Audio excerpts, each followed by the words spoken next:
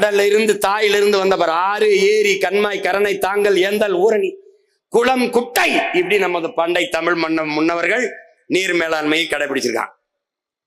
இது போல ஆறுல இருந்து வர்றதை அந்த நீரை ஒரு ஏரியை வெட்டி இப்ப ஏர்போர்ட் கட்டுறான்ல 5000 ஏக்கர் என் மக்கள் தர மாட்டேங்கிறான். அதே 5000 ஏக்கர்ல அவன் மகன் நான் ஏரி வெட்டுறேன்னா கொடுத்துருவான். 5000 ஏக்கர்ல ஒரு 500 ஏக்கர்ல ஏரிய வெட்டி நீரை தேக்கினால் அந்த 5000 ஏக்கருக்கு பாசனம். இப்ப எங்க பாட்டன் அரசேந்திரன் வீரநாராயண ஏரி வெட்டியிருக்கான், 16 கிலோமீட்டருக்கு வெட்டியிருக்கான். என் ஊர் ராமேஸ்வரத்திலிருந்து தலைமன்னாருக்கு 16 கிலோமீட்டர் தான் கடலின் குறுக்கு வாட்டில். அப்ப 16 கிலோமீட்டர்னு ஒரு சின்ன கடல். அந்த கடலை அந்த ஆறை அந்த அணை அந்த ஏரியை தூர்வாரினால் எவ்வளவு நீரை தேக்க முடியும் பாரு. வீரநாராயண ஏரியில் கடலூர் ஆண்டுதோறும் அதிக மழைப்பொழிவு பொழியுது, வெள்ளத்துல மிதக்குது. அந்த நீரை சேமிச்சா நான் பெரும் குழாயின் மூலமாக ராட்சச பெருங்குழாய்களின் மூலமாக தூக்கி கொண்டு போய் என்னுடைய காவிரி என்னுடைய தஞ்சைக்கு தண்ணியை ஊத்திடுவேன். அவன்கிட்ட போய் கஞ்சிக்கிட்டு கொண்டே அவசியம் இல்லை. அப்ப என்ன சொல்றான், அந்த ஆறை அப்படியே ஓட விடுறான், திருப்பிடா ஏரியில சேர்றான். கண்மாய் கரணை தாங்கல் ஏந்தல் குளம் ஊரணி குட்டை இப்படி எல்லாத்திலையும் சேர்த்துக்கடா. தேக்கிட்டு திருப்பி தாயிடமே சேயை சேர விடு. பசுவிடம் எப்படி கண்ணுக்குட்டியை திருப்பி விட்டியோ அப்படி அந்த தாயிடத்திலே நதியை சேர விடு. சேர விடாம பாரு. அப்ப அப்படி போய் சேரும்போது புது ரத்தம் ஊறாத உடலும் புது நீர் பாயாத கடலும் உற்சாகம் அடையாது. போய் திருப்பி போய் கடல்ல போய் சேர்ந்துருது. அது கடல்ல போய் சேரும்போது போய் சேர்ந்து பாரு. இந்த முறையை தான் நம்ம கையாண்டுக்கணும். நம்ம ஒன்றும் புதுசா செய்யல, நம்ம முன்னவர்கள் செய்ததை திருப்பி அதை செய்யணும்னு நம்ம சொல்றோம், அதை கடைபிடிக்கணும். அதுதான் ஆபத்தில். அதுவே கர்நாடகாவில் தேக்கி வச்சுட்டு எங்க ஐயா சொல்றாங்க பாருங்க, தினந்தோறும் கொஞ்சம் கொஞ்சம் பிரிச்சு கொடுறான்னா மாசத்துக்கு 20 TMC 20 TMC அவன் நம்ம ஆட்சிக்கு வந்தா என்ன, காவிரியில எனக்கு தண்ணி தராதுன்னு நானே சொல்லிடுவேன், திறக்க கூடாதுன்னு. இல்ல நிறைய திறக்காத, நீ அங்கேயே இரு, மூலி செத்துப்போ, திறக்காதடா. நீ என்ன தண்ணியாட விடுற, சோப்பு நுரைய திறந்து விடுற. நம்மளால கேட்டா என்னடா அப்படி நுரையா வருதுன்னா அது ஆலைகளின் கழிவு என்று தெரியாமல் அவன் சேமிச்சு வச்சு தண்ணி தமிழ்நாட்டுக்கு திறக்கும் போது அந்த ஆலை கழிவை திறந்து விட்டுறான். 2 ஆள் உயரத்துக்கு கழிவு வருது, நஞ்சு வந்துருது, தண்ணீர்னு பேர்ல விஷத்தை விட்டுறான். நம்ம அமைச்சர்கிட்ட கேட்டா அவர் சொல்றாரு, அங்க நிறைய பேர் சோப் போட்டு குளிச்சு விடுறாங்க அப்படின்ட்டு. போங்க.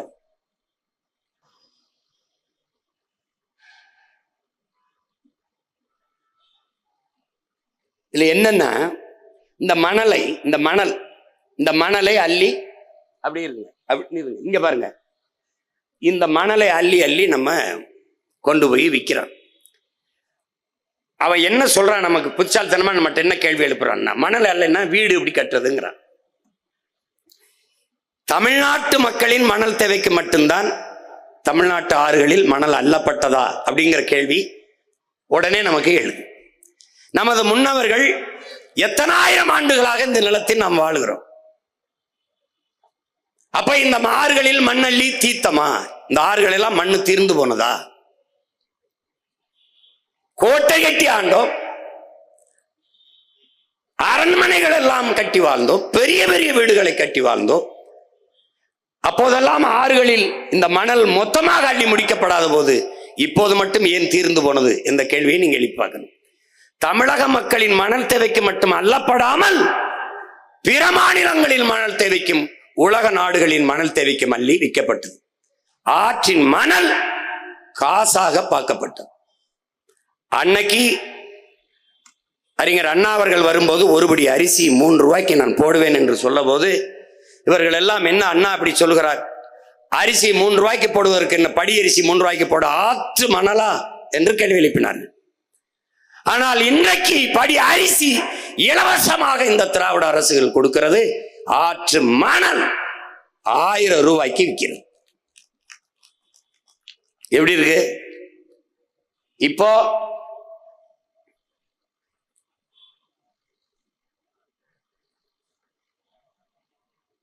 எவ்வளவு நீங்க பாருங்க, ஏரி குளம் வெட்டுங்கடானா ஆத்துக்குள்ள ஏரி குளம் வெட்டிருக்கான் பாருங்க.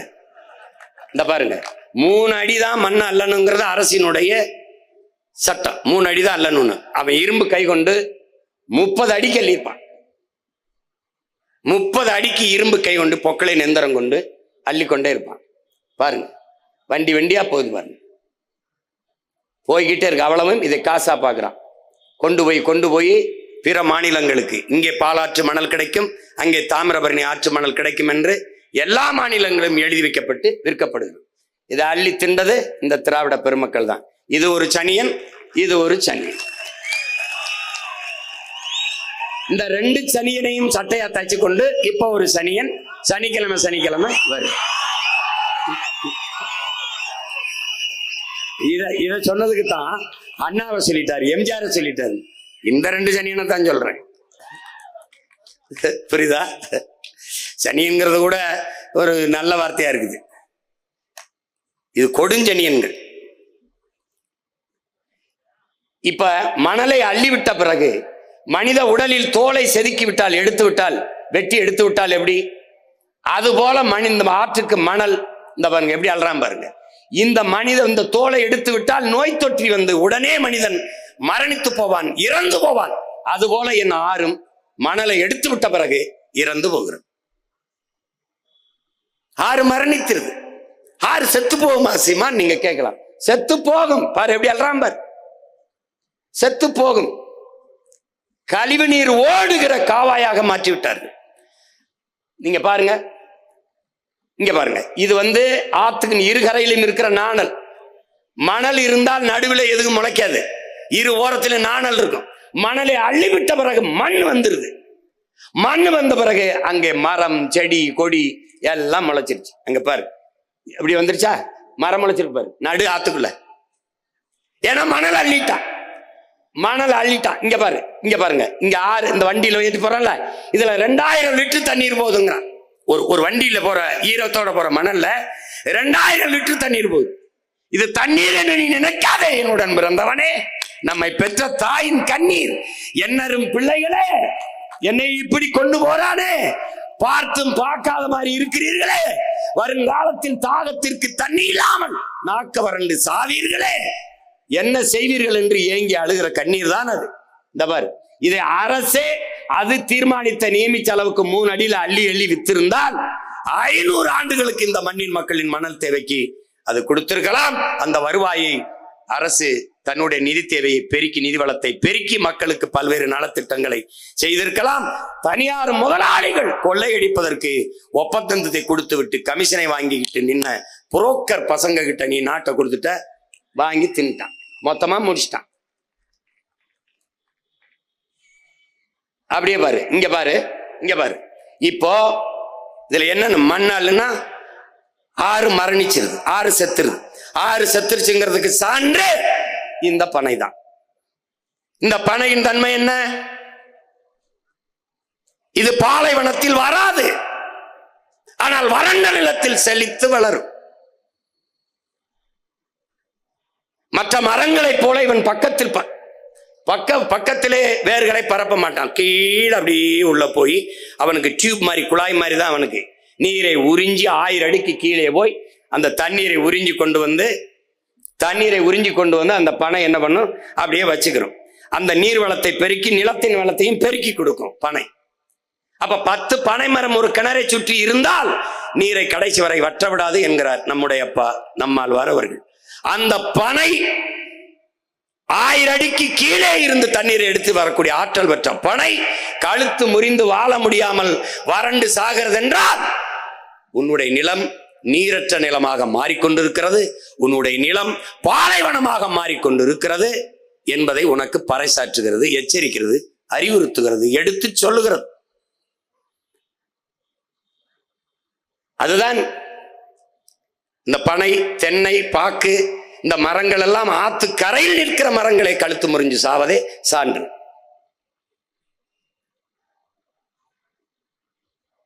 இதெல்லாம் பார்த்துட்டு உனக்கு தூக்கம் வந்துருச்சுன்னா இப்ப என்ன பண்றான்னா 32 ஆறுலையும் மணல் அள்ளி திண்டாச்சு, வித்தாச்சு. இப்ப மணல் தீந்துருச்சு, அதுக்கு மேல ஆத்துல மணல் இல்லை. இப்ப என்ன பண்றான், இப்ப என்ன பண்றேன்னு அவனுக்கு தெரியல. இப்ப எம் சாண்ட் மலை மணல்னு ஒரு வார்த்தையை போடுறான். இது எப்படிப்பட்ட அணுகுமுறைனா, எங்கிருந்து ஆறு வந்தது? மலையிலிருந்து. மலையிலிருந்தா வந்தது. அந்த அந்த ஆறு எங்கிருந்து வந்ததோ, அருவி வந்து ஆறு வந்ததோ, அந்த ஆறை கொண்டு வந்த அந்த மலையவே இப்ப என்ன பண்றான்? எம் சாண்டுன்னு இருக்கிறான். இந்த ஆறை உயிர்ப்பிக்க முடியும்னா அதுக்கு வாய்ப்பே இல்லை. ஏன்னால் எங்கிருந்து ஆறு வந்ததோ அந்த ஆறு உருவான கருவறையவே அவன் அறுக்கிறான். எப்படி? பரமசிவன்கிட்ட வர வேண்டி பத்மாசுரன் தவம் இருக்கான். தவம் இருக்கும்போது என்ன வர வேண்டும்னு கேட்கிறான் அவன். இவன் எனக்கு நான் யார் தலையில கை வச்சாலும் அவன் எரிஞ்சு சாம்பலானம்ன்றான். இவர் சிவன் தந்தைன்றாரு. நீ கொடுத்த வரம் வேலை செய்தா இல்லையான்னு பார்ப்போம், உன் தலையில கையை வைப்போன்றான். இது எப்படிப்பட்டதுன்னா, எவன் ஆரை தந்தானோ அவனையே அழிக்கிறது.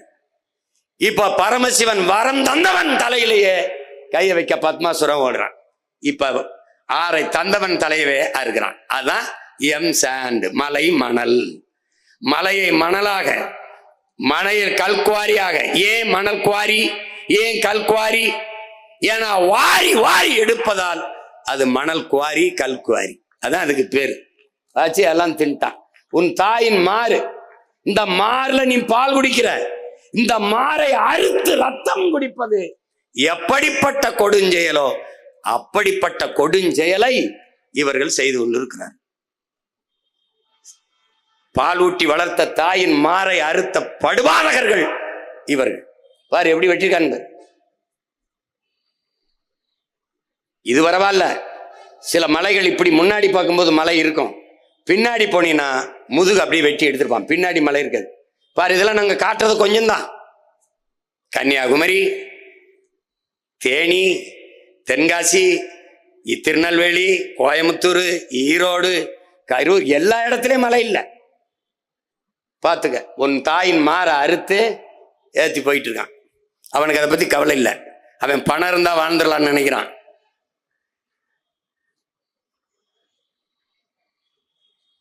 பாரு, இதுல ஏன் போட்டு போட்டு காட்டிக்கிட்டு இருக்கேன்?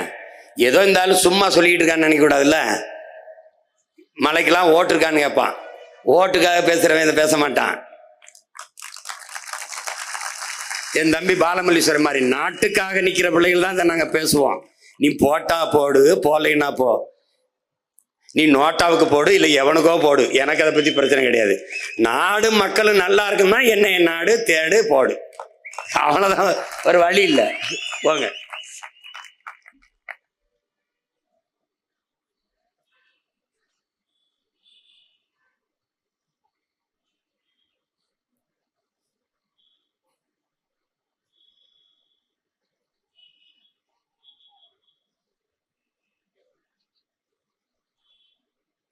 இப்ப என்ன நம்ம கேள்வி எழுப்ப வேண்டியது இருக்கு?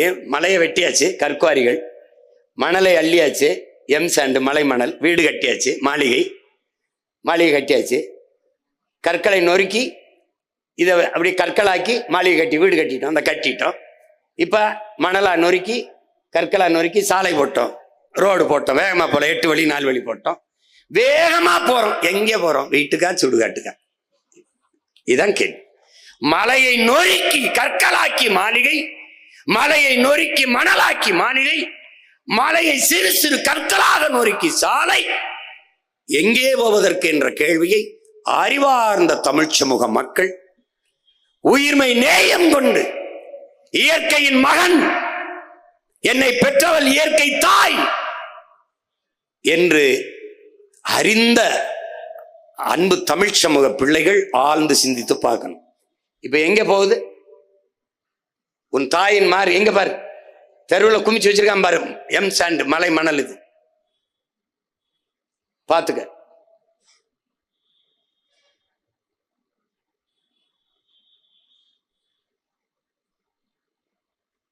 சரியாக இன்னும் 10 ஆண்டுகளில் உன் நிலம் பாலைவனமாயிரும். ஏற்கனவே நீ பருவமழையை பெற முடியவில்லை. ஒன்னு புயல் மழை அல்லது பெருமழையைத்தான் நீ பெறுகிற. இப்ப இந்த நிலை போனால் என்ன ஆகும்னு பாரு. இதைத்தான் நம்ம பாட்டன் சொல்றாரு. இப்ப பாரு, காடை அழிச்சிட்டான், மலை அழிச்சிட்டான், குறிஞ்சி அழிச்சிட்டான், முல்லையை அழிச்சிட்டான். இப்ப என்ன செய்யும் நிலம்? இந்த பாரு, முல்லையும் குறிஞ்சியும் முறைமையில் திரியின் நிலம் நடுக்குற்று.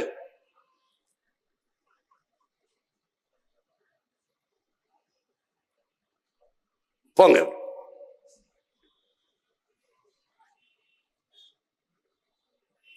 இது என்னன்னா, இப்ப கன்னியாகுமரியில இவ்வளவு மலைகளை வெட்டி எடுத்துட்டு போறாங்க. எவ்வளவு கற்றறிந்த மக்கள், கற்றறிந்த மக்கள் அதிகமா இருக்கிற மாவட்டம்ங்கிறாங்க. கற்றறிந்த மக்கள் அதிகமா இருக்கிற மாவட்டம்ங்கிறான். யாராவது ஒருவன் நீ சொல்லு, இந்த மலையை அரை அங்குலம் உன்னோட அதிகாரத்தால் வளர்த்து காட்ட முடியுமா? உன்னுடைய தொழுகையால், உன்னுடைய அழுகையால், உன்னுடைய ஜபத்தால், உன்னுடைய வழிபாட்டால், உன்னுடைய மந்திரத்தால், உன்னுடைய வேண்டுதலால் ஒரு அரை அங்குலம் இந்த மலைகளை உங்களால் வளர்த்து காட்ட முடியுமா? உங்களால் உருவாக்க முடியாத ஒன்றை உங்களுக்கு அளிக்கிற உரிமை யார் எடுத்து கொடுத்தது? சுமாசர் கேட்கிறான். வளங்களை சுரண்டி கொழுப்பதை வளர்ச்சி என்று உங்களுக்கு கற்பித்தது யார்?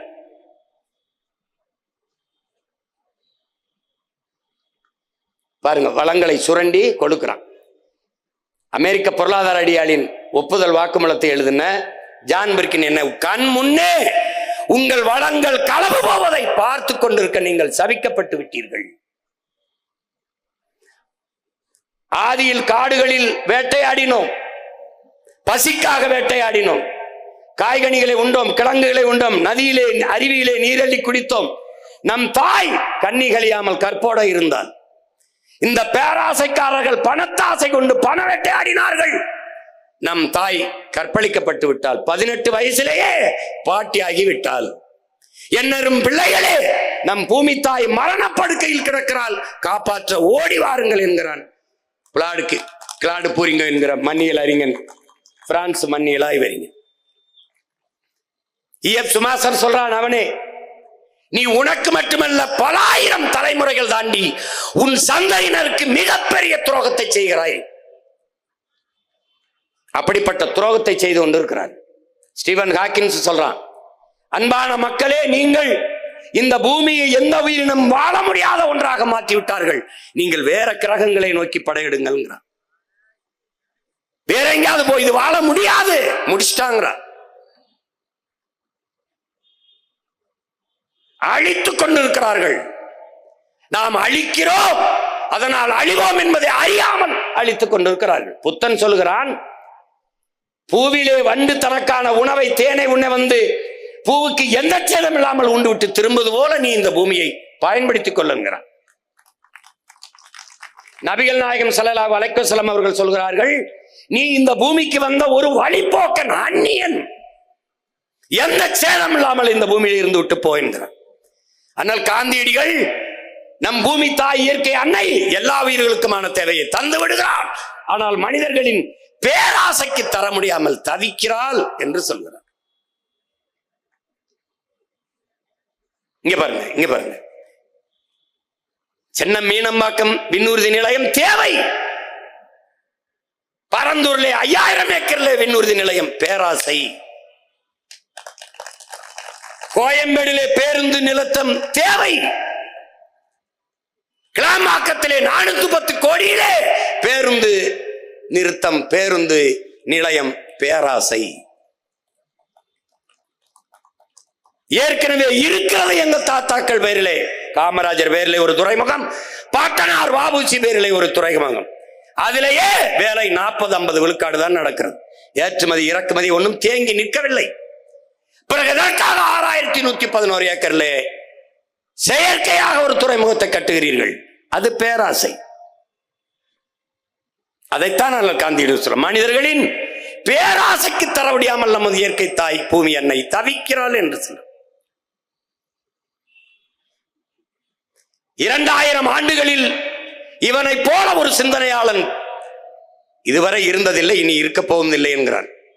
அப்படிப்பட்ட ஒரு மாமேதை மார்க்ஸ் சொல்கிறான், இந்த பூமி உன்னது இல்லை, உன் சந்ததியினரோடது.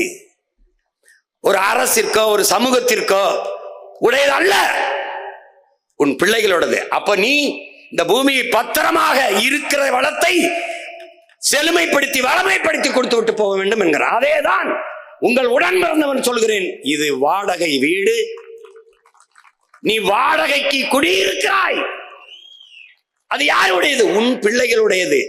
வீட்டு உரிமையாளர் ஒப்படைக்கும் போது எப்படி பத்திரமாக ஒப்படைப்பாயோ அப்படி உன் பிள்ளைகளிடத்திலே பத்திரமாக ஒப்படைத்து விட்டு இந்த பூமியை நீ செல்லணும்.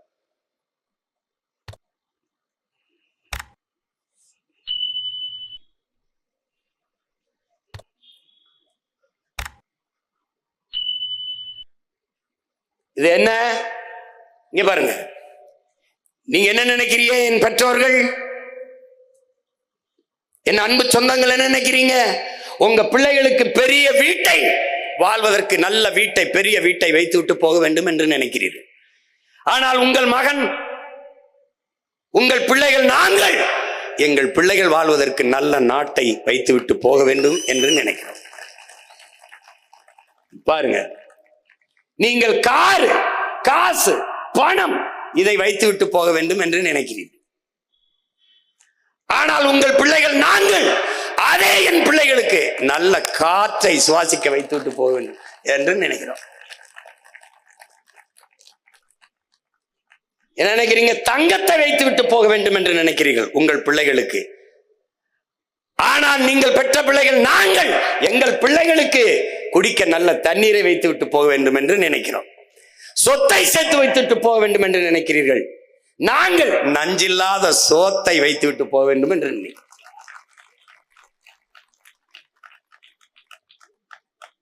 இப்ப யார் கூட நிக்க போகிறீர்கள் என்பதை நீங்க தான் முடிவெடுக்கணும்.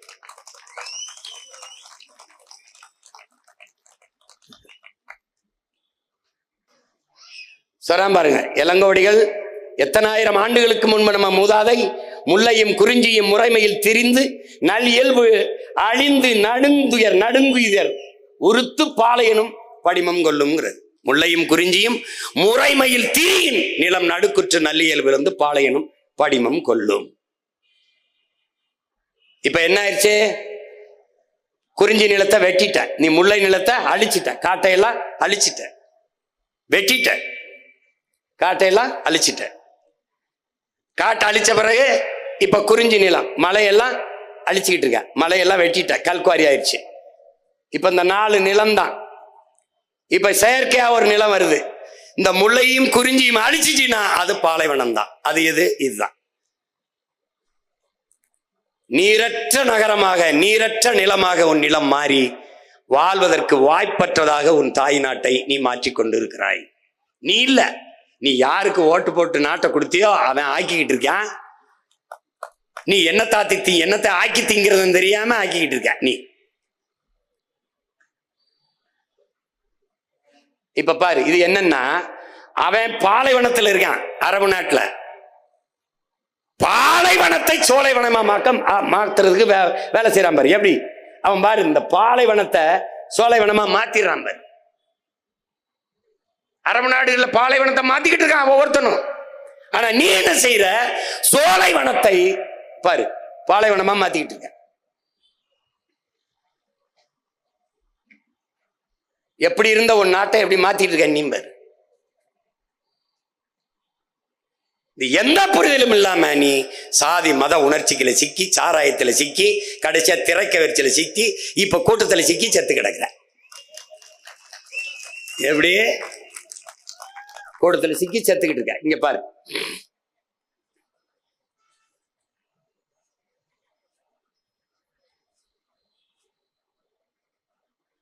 இதுல என்னன்னா, இங்க பாருங்க, இந்த மலையை, இந்த மணலை இப்ப அள்ளி விக்கிற பெருமக்கள் இருக்கான் பாருங்க. இவன் பூரா அதிகாரம் தான் தடுக்கணும், ஆனா அதிகாரம் தான் வெட்டுது, அதிகாரம் தான் விக்குது.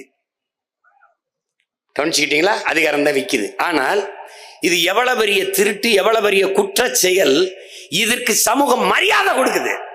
சாராயம் காய்ச்சுற தொழிற்சாலை வச்சிருக்க, ஒரு லிக்யூர் ஃபேக்டரி வச்சிருக்காப்ல, அதுக்கு பேரு மினரல்னு வச்சிடறான். லிக்யூர் ஃபேக்டரி வச்சிருக்கிறாரு. அவர் சமூகத்துல மதிப்பிற்குரியவர். இந்த மலையை வெட்டி விற்கிறவன் குவாரி வச்சிருக்கிறார். மணலை அள்ளி விற்கிறவன் மணல் குவாரி வச்சிருக்காரு. பெரிய முதலாளி, சமூகம் மதிப்பு மிக்கவராயிருந்தார். அப்ப எப்படி ஆயிட்டு இருப்பாரு? எது குற்றமோ அது சட்டப்படி ஆயிருக்கு. இப்போ இது விழிங்கம், விழிங்கத்துல துறைமுகம். இதை கட்டுறது யாரு? அதானி. இந்த நாடு ஒரு தனியார் முதலாளிக்கு துறைமுகம் கட்டுற உரிமையை கொடுக்குது. அவருக்கு கடன் 8000 கோடி அதுவே கொடுத்துருது. ஏன் அந்த காசு வச்சு நீங்க கட்ட முடியாது? ஏன்னா இடையில ஒரு தரகர் அவருக்கு தேவைப்படுது, இவர் கட்டுறாரு. கேரளா துறைமுகம் யாருக்கு? கேரளாவுக்கு. துறைமுகம் யாருக்கு? கேரளாவுக்கு. ஆனால் இந்த துறைமுகத்தை கட்டுவதற்கு 80 லட்சம் டன் கற்கள் தேவைன்னு என்னுடைய தாயின் மாறை கன்னியாகுமரியில இருந்து எடுத்துட்டு போறான். இருங்க, அப்படி கன்னியாகுமரியில இருந்து எடுத்துட்டு போறான். ஏன் நீ கேரளாவில் மலை இருக்க ஏன் வெட்டல? கன்னியாகுமரியில இருந்து எடுத்துட்டு போறான். என்னுடைய வளத்தை எடுத்துட்டு போயிட்டு அவன் எனக்கு ஒரு பரிசு தரான். எது? குப்பையை கொண்டாந்து கொட்டிட்டு போறான். இங்க மண்ணை எடுத்துட்டு போக வேண்டியது, மண்ணை அங்க கொட்ட வேண்டியது, குப்பை அள்ளிட்டு வந்து என் ஊர்ல கொட்டிட வேண்டியது. அப்ப என்னுடைய தாய் நிலத்தை வள கொள்ளைக்காடாகவும் குப்பை மேடாகவும் மாற்றுகிறார்கள், மாற்ற அனுமதிக்கிறார்கள் திராவிட ஆட்சியாளர். இந்த மாடலுக்கு பேர் தான் திருட்டு திராவிட விளம்பர மாடல். விளம்பர மாடல். இதுல எதுவுமே தெரியாதவன் நாட்டை அதிகாரத்தில் உட்கார்ந்து ஆண்டுகிட்டு பாரு குப்பையை பத்துக்கு. அவன் நமக்கு கொடுத்த பரிசு இது. கொஞ்சம் தான் நினைக்காத. மருத்துவ கழிவு, ஆடு மாடுகள் வெட்டிய குடல், அந்த கழிவு, குழந்தை பிறந்த குழந்தைகள் விழுந்த இறந்த குழந்தைகள், அதனுடைய கழிவு எல்லாத்தையும் கொண்டாந்து கொட்டிட்டு போயிட்டான். பாத்துக்க. இதை எதிர்த்து போராடுறதுக்கு ஒரே ஒரு கட்சி தான் இருக்கு, அது நாம் தமிழர் கட்சி தான் போராடிட்டு இருக்கு. என்னுடைய தாய் நாடு உன்னுடைய குப்பை மேடா என்ற கேள்வி அதை எழுப்பு. நம்ம மட்டும்தான் கேட்கிறோம்.